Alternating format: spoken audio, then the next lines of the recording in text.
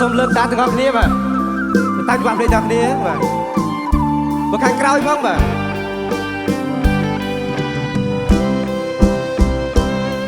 ទីមួយបងជាកូនអ្នកស្រែ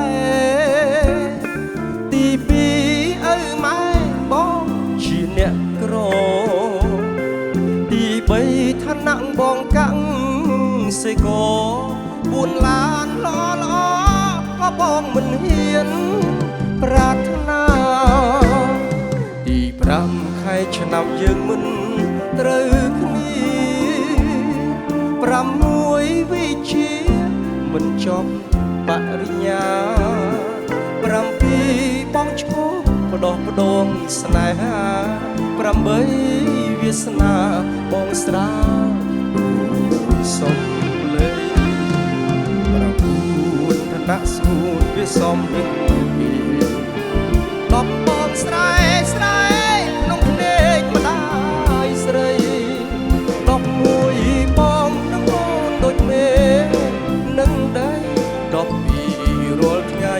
បងគ្មានអ្វីគួរឲ្យរំពឹង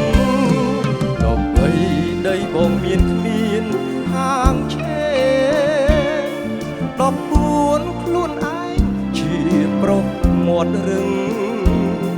15ការងារបងគ្មានលំនឹងព្រោះ15ចំណុចនឹងមិនរំពឹងថា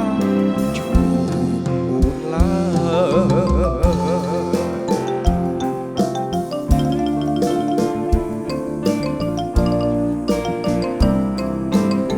អរគុណបាទ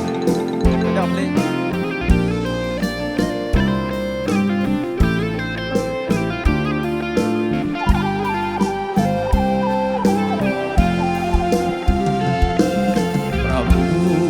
ណាក់ស្ងួតវាសំនឹង